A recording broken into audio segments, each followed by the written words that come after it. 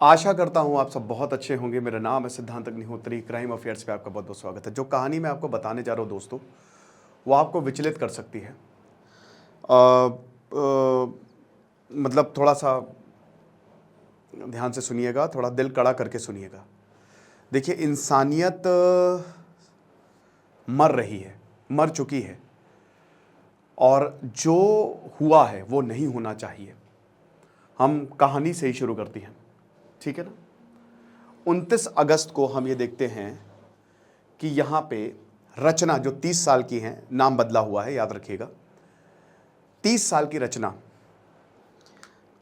के साथ जो हुआ वो किसी दुश्मन के साथ ना हो। इनके पति का देहांत हो गया, लेकिन इलनेस ने उन्हें नहीं मारा, बीमारी ने उन्हें नहीं मारा, इंसानियत ने उन्हें मारा, ठीक है।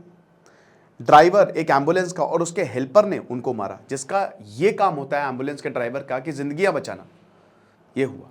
शुरू करें। देखिए, कहानी शुरू होती है सिद्धार्थ नगर से। रचना 30 साल की, अगेन नाम बदला हुआ है।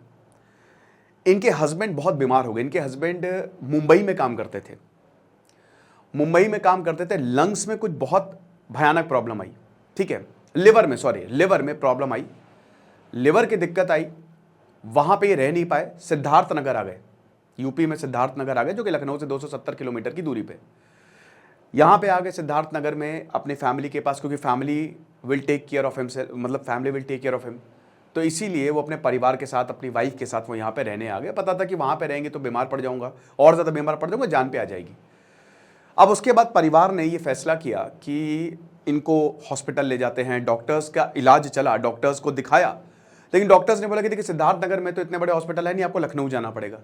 अब लखनऊ में यही हजरतगंज के थोड़ा सा आगे जाएंगे आप, चौक से पहले KGMU है। वैसे लखनऊ में PGI भी है, यूपी का सबसे शानदार हॉस्पिटल, और KGMU है, किंग जॉर्ज मेडिकल यूनिवर्सिटी। अब जाहिर सी बात है, मेरे भैया भी वहीं से पढ़े हुए हैं, डॉक्टरी वहीं से उन्होंने पास की थी। अब बात यह है कि KGMU है, सरकारी हॉस्पिटल है, बड़ा हॉस्पिटल है, लेकिन बेड्स अवेलेबल नहीं है। ये बड़ी दिक्कत की बात रहती है। बड़े बड़े हॉस्पिटल में आप PGI जाइए रेफरेंस के लिए, तो आपको रेफर कोई ना कोई करेगा, लेकिन बेड्स ही अवेलेबल नहीं है, वेटिंग रहती है। बहुत मुश्किल है। मैं बता तो रहा हूँ कि हम इतना टैक्स देते हैं, लेकिन फैसिलिटी आपको कुछ नहीं मिलती है। ये हिसाब किताब है।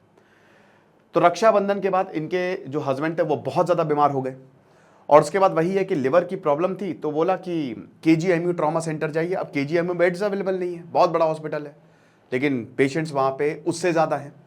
तो बोला कि ठीक है, जब भाई यहाँ पे इलाज नहीं हो पाएगा तो हम चले जाते हैं कहीं और। हालांकि बेड्स क्या, अगर आपकी जान पहचान है तो सब हो जाता है, यही चलता है, ऐसे ही चलता है।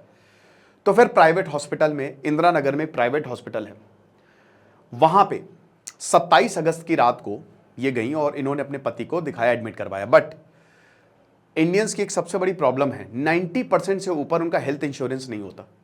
मुझे नहीं पता ये लोग क्यों नहीं कराते। हेल्थ इंश्योरेंस जरूर करवाइए, क्योंकि बिल बहुत ज़्यादा आया, जो लगभग सारी फैमिलीज जो प्रॉब्लम फेस करती हैं। प्राइवेट हॉस्पिटल है तो बिल आएगा ही आएगा, तगड़ा बिल आया। अब भाई ये मिडिल क्लास से थी, 2 लाख रुपए का इनका बिल। जितनी भी सेविंग रचना ने की थी, जो भी हुआ, लैंड मॉर्टगेज करके गिरवी रखे, मतलब जमीन गिरवी रखे, जितना भी हो पाया हमने वो पैसे दिए, ताकि हम ट्रीटमेंट कॉस्ट को ओवरकम कर सके। लेकिन कंडीशन इंप्रूव नहीं हुई, उस हॉस्पिटल में भी कंडीशन इंप्रूव नहीं हुई। और वही है कि अब ऑक्सीजन मास्क उनको चाहिए था, विदाउट ऑक्सीजन वो सांस तक नहीं ले सकते थे। ट्रीटमेंट बहुत ज़्यादा हाई था, अगर और ज़्यादा रखते तो और ज़्यादा बिल बनता।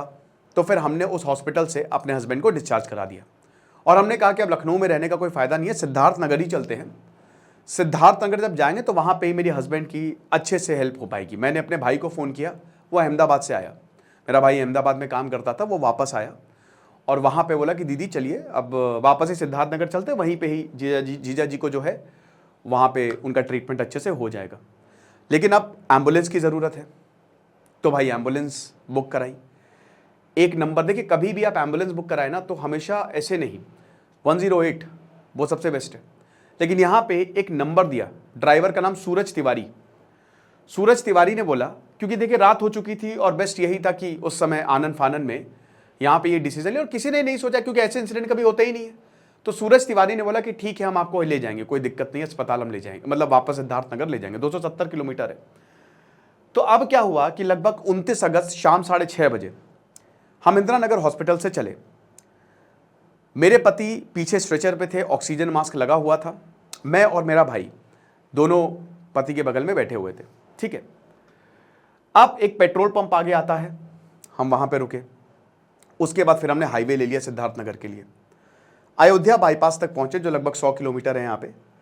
तो ड्राइवर ने रिक्वेस्ट की कि आप, मतलब जो रचना है, बदला हुआ नाम है, उनसे रिक्वेस्ट किया ड्राइवर ने, सूरज ने, कि आप आगे आ जाइए, आप आगे आके बैठ जाइए। उन्होंने कहा कि पुलिस चेकिंग रहती है। अब जब आगे कोई महिला, वैसे भी एम्बुलेंस को नहीं चेक करता भाई, लेकिन अगर कोई महिला आगे रहती है तो फिर कहते ना कि अगर स्कूटी पे या टू व्हीलर पे अगर औरतें बैठी हैं तो उनको चेक नहीं करती। ये सच भी है एक्चुअल में, तो वो चेक नहीं करते। मैंने इनकी बातों को इग्नोर किया, लेकिन वो लगातार इंसिस्ट करता रहा कि आप आगे आ जाइए, आगे आ जाइए। मुझे लगा कि चलो ठीक है, मैं आगे बैठ जाती हूँ, अगर इतना करने से टाइम बच जाता है तो क्या ही प्रॉब्लम है, ठीक है, कोई बात नहीं। अब एम्बुलेंस ड्राइवर ने कहा कि मैम, बोला क्या, मैं खाना खा लूँ, बस यहीं पे हम खाना खा लें। हमने खाना नहीं खाया है, रात भी हो गई है, 9:30-10 बज गए हैं, तो बस खाना खा के, ढाबा है यहाँ पे, हम तुरंत वापस आ जाएंगे। उन्होंने कहा ठीक है भैया, खा लीजिए। लेकिन उन्होंने सिर्फ खाना नहीं खाया, उन्होंने शराब पी ली। दे कंज्यूम्ड लिकर। समझिए कि क्रिटिकल पेशेंट, लगभग 150 किलोमीटर की दूरी पे आप खाना खा रहे हैं, अभी आधा सफर तय करना बाकी है। सूरज तिवारी और इसका वही जो हेल्पर है, ये आता है, शराब पी हुई है।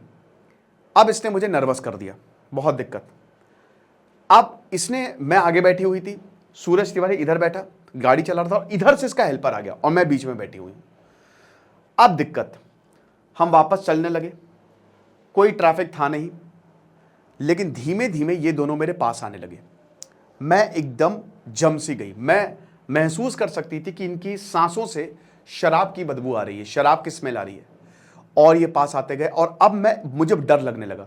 और धीमे से जो हेल्पर था उसने मेरे पीछे हाथ रखा, ठीक है, मुझसे बदतमीजी करने की कोशिश की। फिर मैंने थोड़ा सा इसको पुश किया कि ये क्या कर रहे हो। उसके बाद ये एग्रेसिव हो गए, और उसके बाद देवर ऑन मी, ठीक है।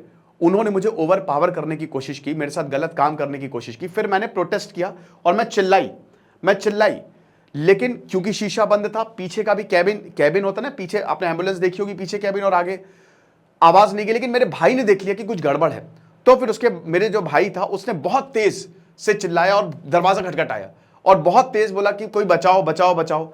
जब इन्होंने ये देखा तो उनका मूड खराब हुआ, उन्होंने साइड में एम्बुलेंस रोकी, ठीक है।